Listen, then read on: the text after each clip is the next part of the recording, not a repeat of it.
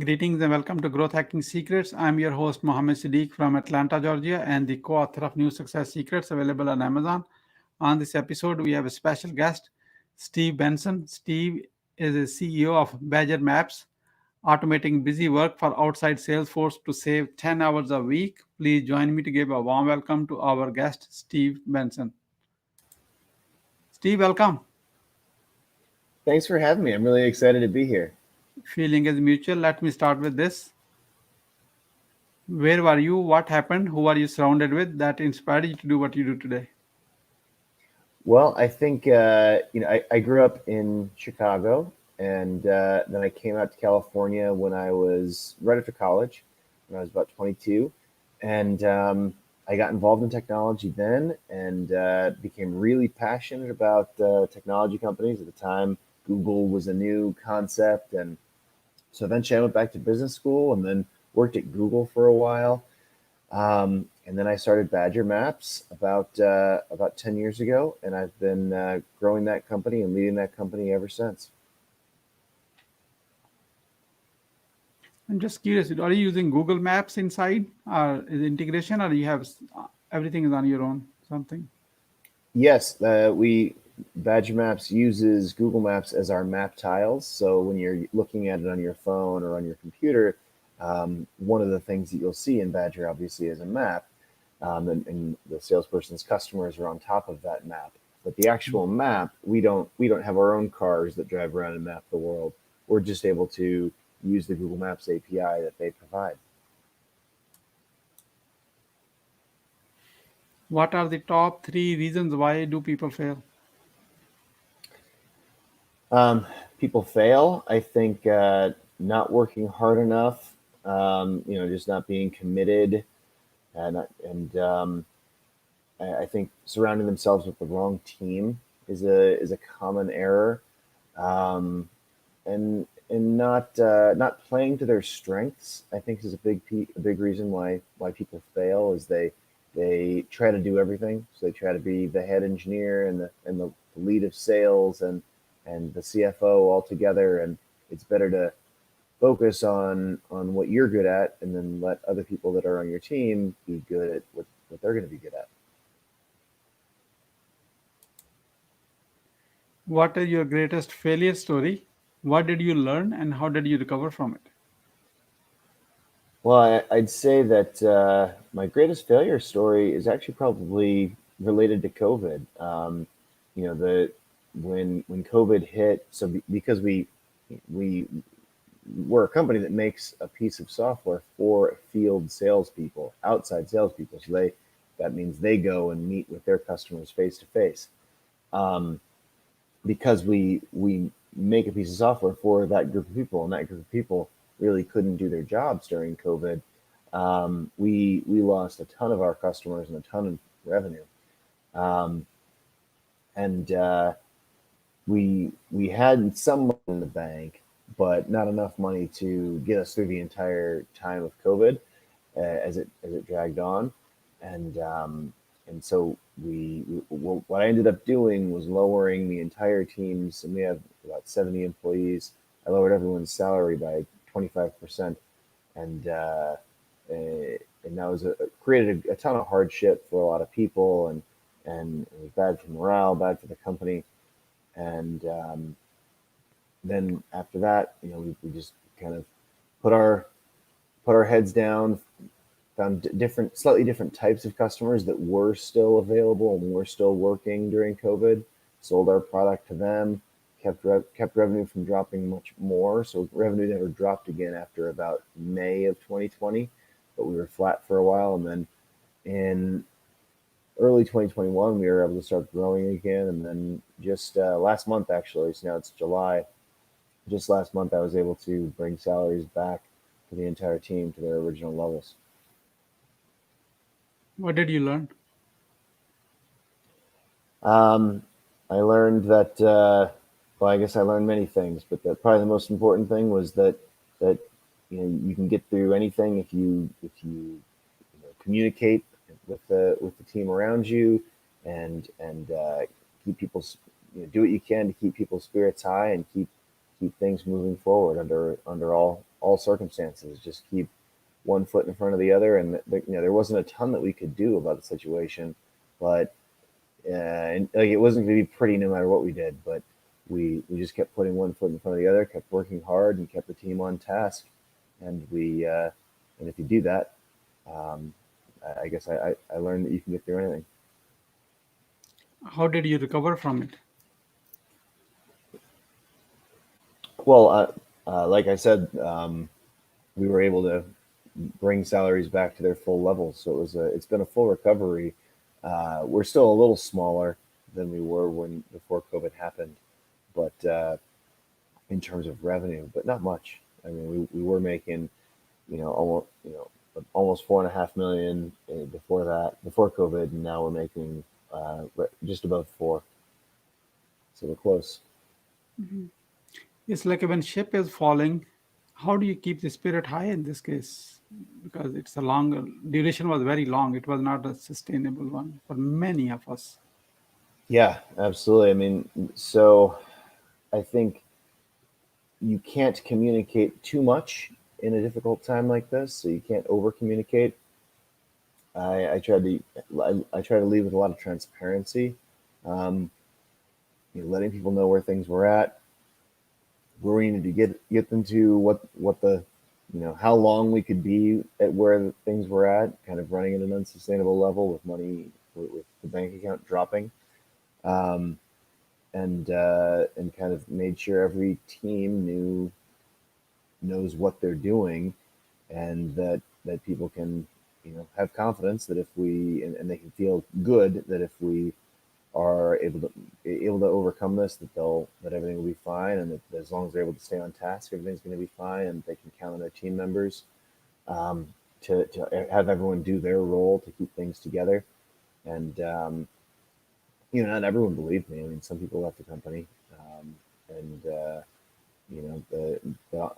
on the balance, most people stayed. The vast majority, probably 90%, and and I think that people felt bonded together because we were all in it together, and everyone's kind of approaching things from the same position. I understand that you had a 25% everyone in your team, and how much was your own cut? 25% as well. Okay, okay, And wonderful. I'd already I dropped and my salary is the same as the lowest member on the team.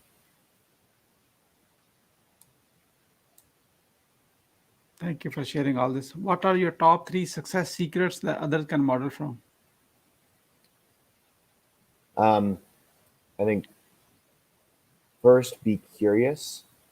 I think I truly believe that curious people do better in business because you ask your customers more questions, you go deeper with them, you find out what their real pain points are, and that's important whether you're creating a product or um, planning to create the product or marketing a product or selling a product. Curiosity is really important, like thinking of the world as a puzzle. Um, I think empathy and truly understanding your customer's perspective and your customer's business. I can't emphasize enough how important it is to really understand who your customer is and really understand their business. And because you often work with many companies that have a certain attribute, a certain characteristic, you often know more about those types of companies than your customer does. You can and through curiosity and through really getting to know your customer and empathizing with them, you can develop almost a, a superpower around understanding what that special area is and develop expertise so that people will want to hear from you about those areas. And then that's how you really get the word out into the world. That's how you really become a consultative um, person to your customers. And that drives business and makes you more successful. One more. One more. Well, I think that was three. Becoming Yeah, consultative was the I'm third one. I'm being greedy here. One Oh, more. you want one more? Okay. So the I guess the fourth thing that someone should do to be successful is is just I mean I guess anyone would say this, but learning as much as you can about your areas of expertise and being focused on learning everything and knowing everything about your areas. And you don't have to know everything in the world, obviously, but in a few areas you should really be well read and well versed and have listened to podcasts and talked to experts. And if you pick a thing to be great at and a thing that to focus on, and that's related to your business, and related to the business's success, that's a real asset. Mm, wonderful. You mentioned about empathy. What does it mean to you? To me, empathy is the ability to see things from someone else's perspective and really understand, not only the logical perspective, but the emotional perspective of it, really be able to walk around in their shoes, so to speak. Um, and in business, I mean, this is so important because when you're trying to when you're selling someone something or you're trying to do business with someone, you're almost universally you're solving a problem that they have with your product or service. And if if you can truly see things from their perspective and truly understand what it's like to walk around inside their shoes, on a deep level, then you can much better show them why there's so much value in your product or service. What motivates you within? What motivates me? Yeah. Not really money, which I think is a motivator for a lot of people. I mean, money's nice, but I think that what ultimately motivates me the most is to I guess the people that I'm working with, and to lead to lead a group of people in a way that creates value for the world. So I really like the idea that there's, you know 5,000 people that you or 5,000 companies that use my the software that I made. That not I didn't make it really. I mean, the engineers made it, but there's 5,000 people that use this stuff that I've created, or companies, and they go around every day and their lives are made a little more efficient, which is why they use it. And I like having that impact.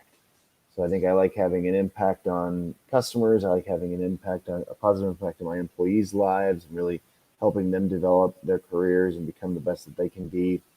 And I think those are the things that are the most motivating to me. What is your company's motto? Our motto, let's see, I don't have it memorized, but it's basically like we want to create an organization that benefits its customers and benefits its employees. Um, I think it's all the stakeholders we kind of cover, but the ones that we focus in on in the motto are, we want Badger Maps to be the type of place that employees can have a wonderful career that develops them, and our customers can use a great product that makes their lives better. Who is your ideal client? Ideal client for us is companies that have a field sales team, meaning, an outside sales team. The way they sell isn't with stores, retail. It's not over the internet. It's not by calling people on the phone and closing them over the phone. It's by actually going and meeting in person. So it's really common for us to have medical device companies, pharmaceutical companies, um, but it's also, as you walk up and down Main Street, USA, or anywhere in the world, the types of places that are on the left and right of the street are places that they bought their stuff from someone, and that someone often came and met them in person. So whether it's a dentist office, the person that sells the dentist things that they use, or a tire store, there's the tire stores have field sales reps, gift shops, all those places have people that do this, go out into the field and meet with their customers to do business. And the right company for us, or the best customer for us, is companies that have large sales teams of that nature. But even one person who just works at a company that that they, and as the only salesperson or one of 1,000 salespeople, one person can just start using our software too. And so the app is useful. The app scales from one person to thousands of people at one organization using it. How do you find your ideal client?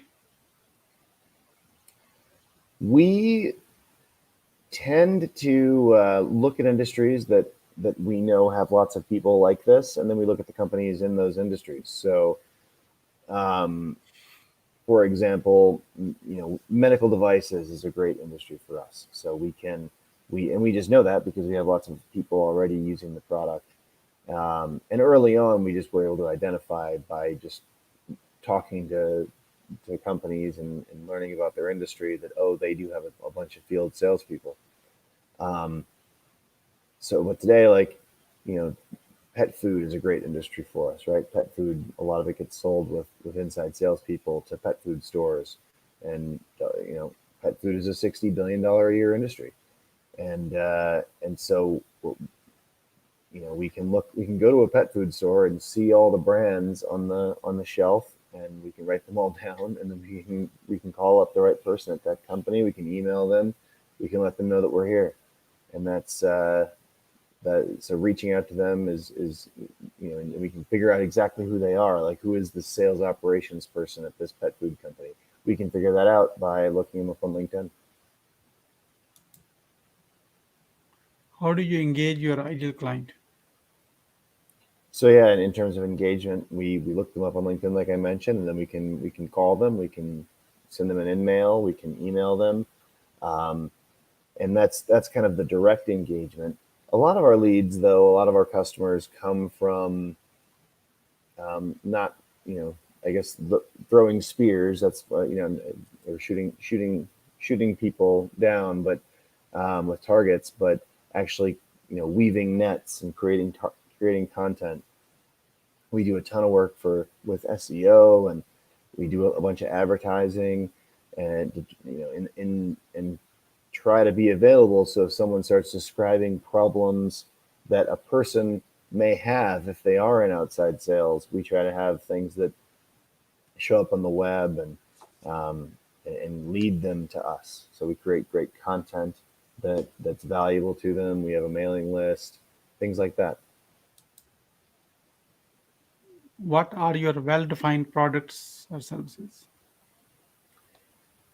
Our well-defined products are services that we make one product. It's called the Badger Map, and it's an application for field salespeople to put all of their customers on a map, build routes, build their schedule out for the day, focus on the right customers, and that's the only product we have. I'm actually coming out with another product uh, very soon.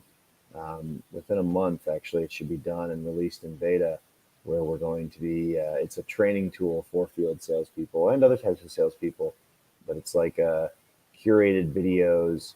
I guess the best way to look at it is like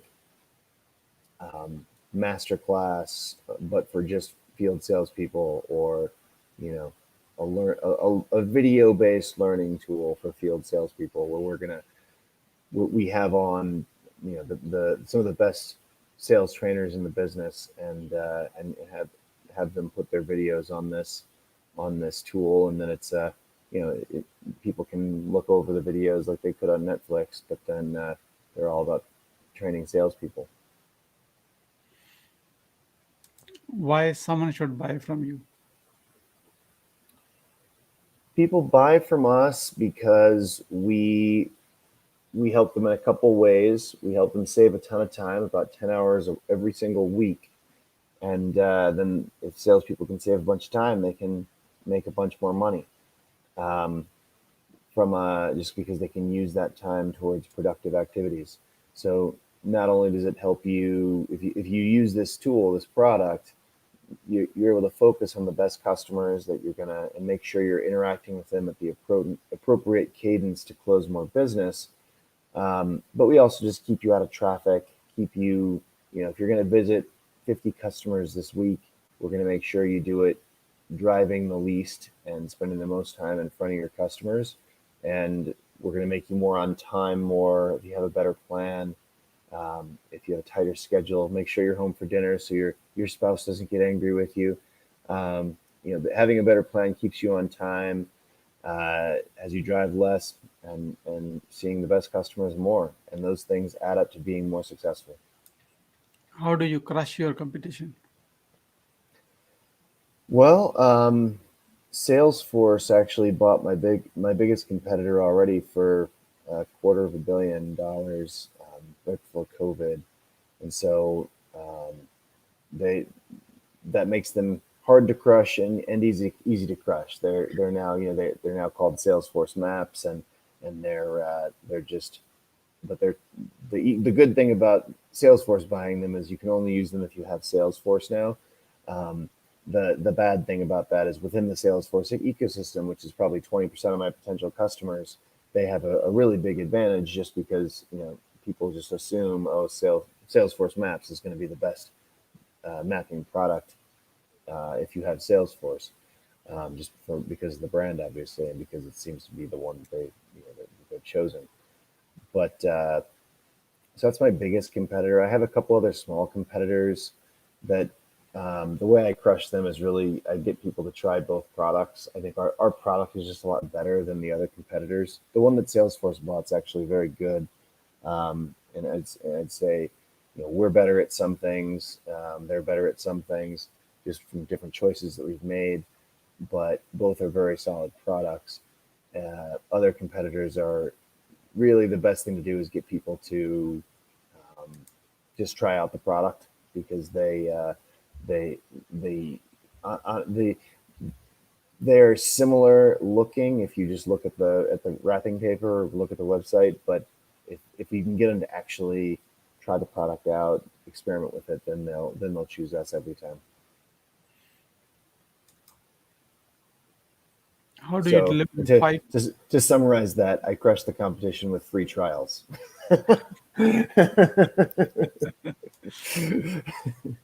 How do you deliver a five-star client experience? Um, well, I think that the key to really providing a great customer experience is to have different people who interact with customers be specialized in the types of interactions that they have. So we have customer service people that answer questions, are always available. You can send them an email, they'll get back to you in five. Send us an email, we'll get back to you in 5 minutes. Having a team that is really just focused on answering questions, helping people with their problems with the getting set up and changing their data out, things like that. Having someone always available to do that right away. And then another group, obviously, is your customer success people, which is different than customer service. But customer success is a team of people just dedicated to the success of your customers and having longer conversations with them, teaching them best practices, showing them the new stuff that's coming out. And then obviously, of course, having a sales team, a marketing team, but having everyone that interacts with your customers defined and segmented and split up into their own areas of expertise. How do you use your sales proposals to close more deals? I guess the key thing about a sales proposal is that it has to help your customers understand what value they're going to get from your product. But what I mean by understand is they need to be able to tell you how much in dollar terms it will help them and make them a better company or a better person or whatever. Like they after reading that proposal, they should be able to express back to you, okay, so this is going to cost me $20,000. Or if it's single, we don't make proposals for one person, but it's easier to understand. For one person, they're going to pay us about $500 a year, $50 a month. Like they need to be able to explain to us why they're going to sell $20,000 a year more stuff because they're using our product. Why they're going to have 20% more time because they're not wasting time focusing on the wrong people or wasting time in traffic or inefficiently. They need to be able to talk to us and explain in dollar terms how valuable we are. And if they can't explain that back to you after reading the proposal, then it wasn't a good proposal. How do you convert your clients into your brand ambassadors? I think brand is important, right? And I think a brand needs to be memorable.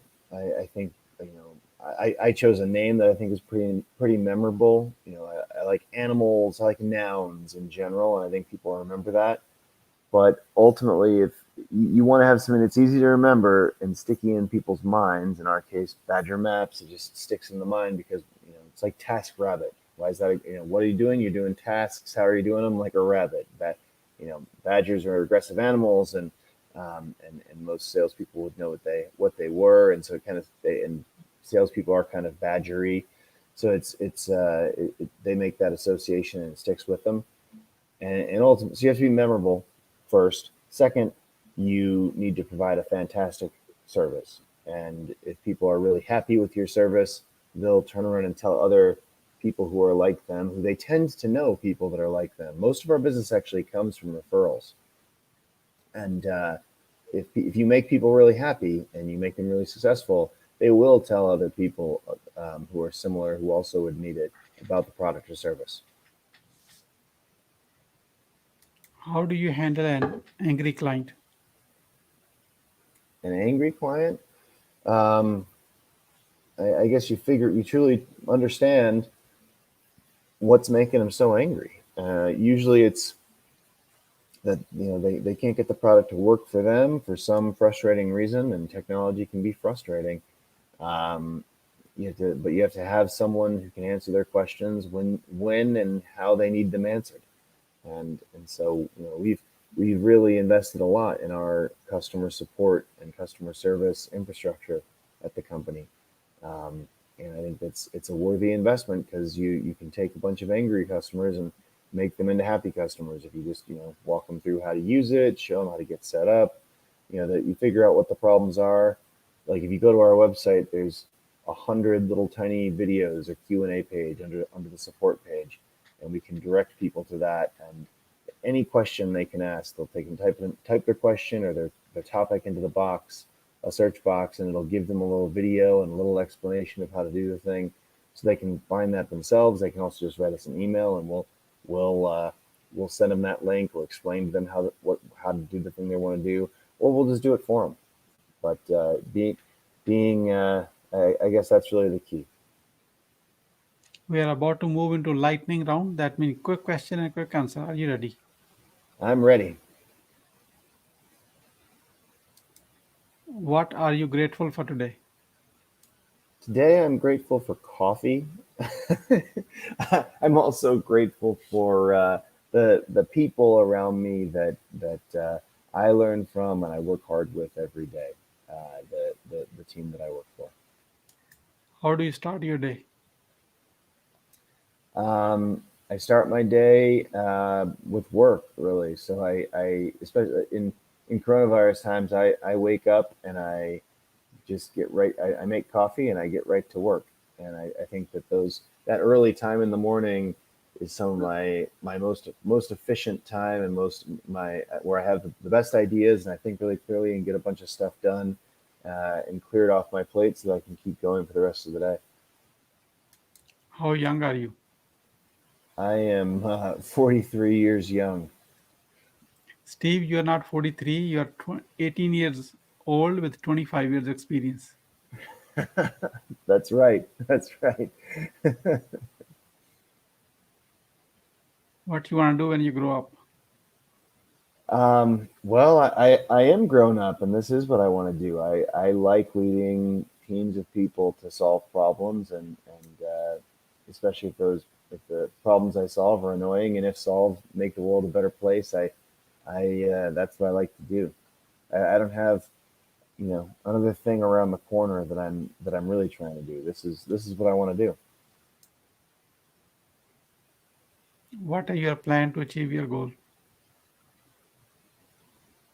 Um, w- well, I guess my plan is to keep acquiring customers with which I will take the money and buy more engineers and make more and better products and more salespeople and more marketing people and more support people and just keep growing the thing that I'm growing and making it better and more useful to more people and more different types of people. How will you feel in case you don't achieve your goal? Um, well, I mean, that'd be disappointing, but we can only do our best. And, if I can't think of things and make things that people are willing to spend money on because they help them, then someone else will, and the world will keep moving, right? My goal is to do, I created this company, and my goal is to make it as good as it can be, and have the biggest impact that it can. But if that doesn't work out, it doesn't work out. It just means that that's just how the economy functions. How do you overcome a challenge life throws at you? I guess it depends on the type of challenge, but most challenges you have to meet head on. Some challenges you can just ignore and they'll go away. And I guess it's important to know which are which. Some you have to deal with immediately and squash, and other challenges, I think you can wrap yourself around the axle if you try to fix everything and make everything perfect. So you have to know what can be 80/20 and what really needs to be dealt with perfectly. What is the advice you would give to a younger yourself? Um, a younger version of myself. I mean, I wish I would have started on my career a little earlier. I worked at a bunch of big technology companies. I worked at IBM. I worked at a company called Autonomy that got bought by HP. I worked at Google.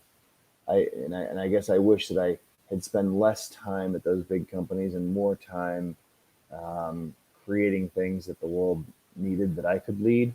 But at the same time, I'm not sure I would have been ready when I was 30 to run a company like this. But by 35, I was. So it's unclear if I could have sped that portion of my life up. But I guess I would tell a younger version of myself to hurry up, and I would tell a younger version of myself that when you run something on your own, when you work for yourself, the value and can be a lot higher and more rewarding than if you're just a cog in the wheel of a really big organization that kind of already is doing what they're doing. Once you have a revenue generating idea, how do you convince your significant other? Your significant other. Well, I guess that's a tough one, really, because not everyone's dreams are aligned, right? And I think a lot of times one person in a partnership will really believe in an idea and or really believe in the concept of entrepreneurship, and the other person in the partnership would just prefer that they were a consultant or worked at a big company and had a stable salary, and that's not the kind of thing that when you get married to someone or get in a partnership with someone that necessarily you made sure to make sure everyone was on the same page. And people often have different backgrounds, right? One person may have a business background, the other person maybe doesn't work at all, or they're a teacher or a nurse or whatever they may be.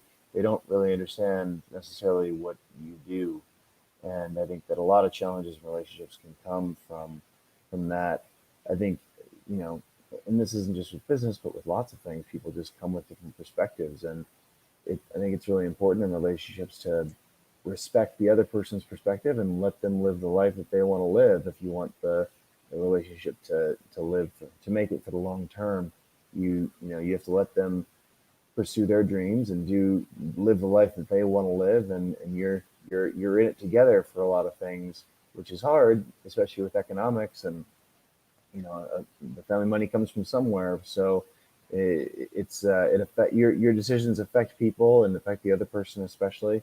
So that these things have to be really talked about. You have to be clear, and starting a new business, you may not have meaningful revenue for 24 months or even 36 months. and your lifestyle maybe would have been better if you just kept that big job at a big stable company. And so I think when you have this revenue generating idea, you really have to be clear that about all the elements and all the challenges of pursuing an idea, things like how long it takes, or else you can have a lot of challenge with a spouse or a significant other. Just a quick reminder, we are in a lightning round. So let's just be why That being wasn't that that impactful wasn't that quick. why being impactful is important to you. um, why being impactful is important to me. Well, it's valuable to me to have an impact on the world because I want to leave a mark. I want to make. I want to. I like it when people. When I look back at my life, I want to be able to say that's what I accomplished. That's the thing that I did. What do you want to be remembered for? I think that I want to be remembered for accomplishing some things, and I would like people to be able that thing to be able to be pointed at and said, okay, hey, that's the thing that I did right there. I accomplished, creating this. Who is your living mentor and what's the impact? I'd say my greatest mentor is a guy named Jason Lemkin, who is a really thoughtful guy and and has written a couple of great books, but a ton of articles about how to run software companies. And I've just learned so much from him. It's hard to quantify. How can we support you? How can you support me? I would say that you know by the best thing the best thing you can do is let people know who are field salespeople that Badger Maps exists, so they can check it out and find out if it's a good fit for them and see if it would help them. We are about to wrap up. I'd like to have your few words about your today's guest experience on the show. Here is my question. What would you say about your today's guest experience on the show? I think it's been great. I think the questions have been very thoughtful. I think we've gotten some really interesting stuff out, and I think as a result, people will hopefully learn a few things from what I've had to say. What would you say as a final word? As a final word, I would say attitude is everything, and having the right attitude um, and keeping your chin up in tough times and just pushing forward is the real secret to success. Thank you so much, Steve, for sharing your wisdom with us today on the behalf of Growth Hacking Secrets community and our entire team. We really appreciate you. This is Mohammed Siddique signing off from Atlanta, Georgia. Until the next episode, our good wishes.